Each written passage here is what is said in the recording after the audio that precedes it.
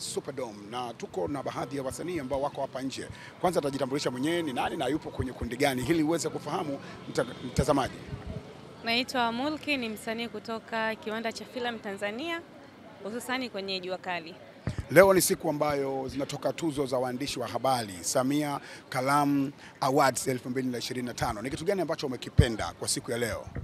Cha kwanza nimependa kuhusu wanawake waandishi wa habari kuonekana mchango wao, na pia waandishi wa habari kwa ujumla kuonekana mchango wao kwenye jamii, kwa sababu unajua kwenye jamii yetu usipokuwa na waandishi wa habari kuna vitu vingine unakuwa uwezi kuvipata kwa wakati. Kwa hiyo serikali kujua mchango wa waandishi wa habari ni kitu kizuri sana.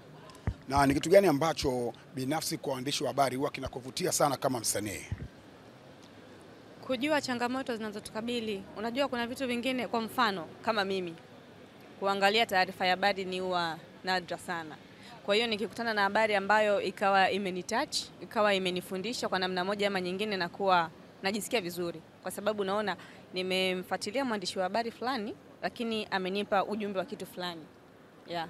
Na leo Mheshimiwa Rais wa Jamhuri ya Muungano wa Tanzania kwa maana ya Samia Suluhu Hassan ndio mgeni rasmi kwenye utoaji wa tuzo hizi ambazo kunadaiwa kunatoka tuzo zaidi ya 30, kwa maana ya tuzo 31 zitatolewa leo.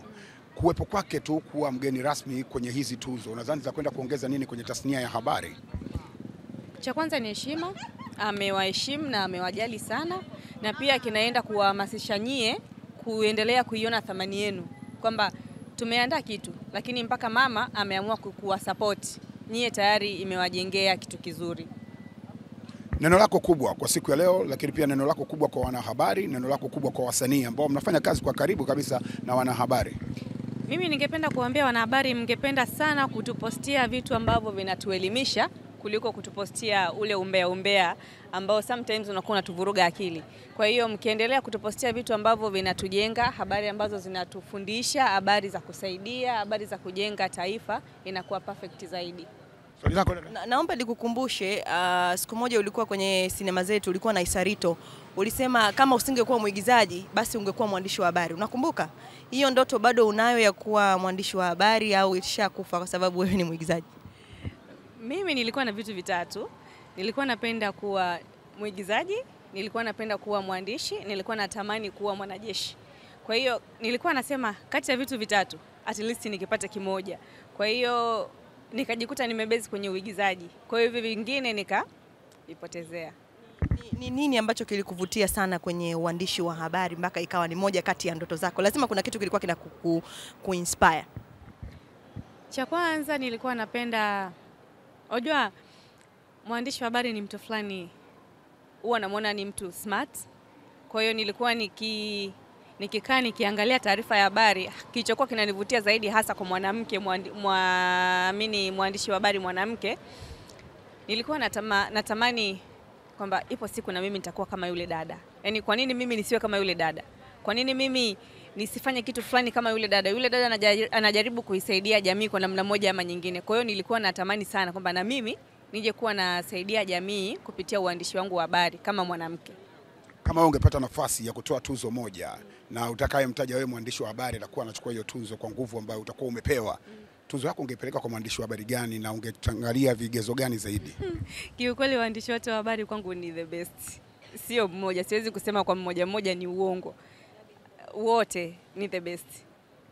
Platform za habari ni nyingi, tuna radio, tuna television, tuna mitandao ya kijamii. Ni platform gani kwako ni best zaidi kwenye kutoa habari?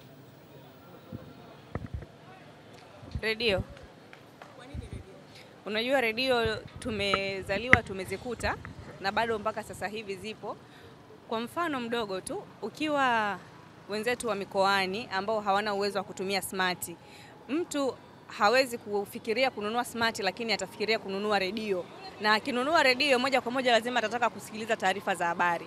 Kwa hiyo platform kwa mimi ambayo inabamba zaidi ni radio. Hongera kwa kufika Superdome na endelea kuenjoy kile ambacho unakienjoy. Asante. Bwana, asante, amezungumza kwa namna yake.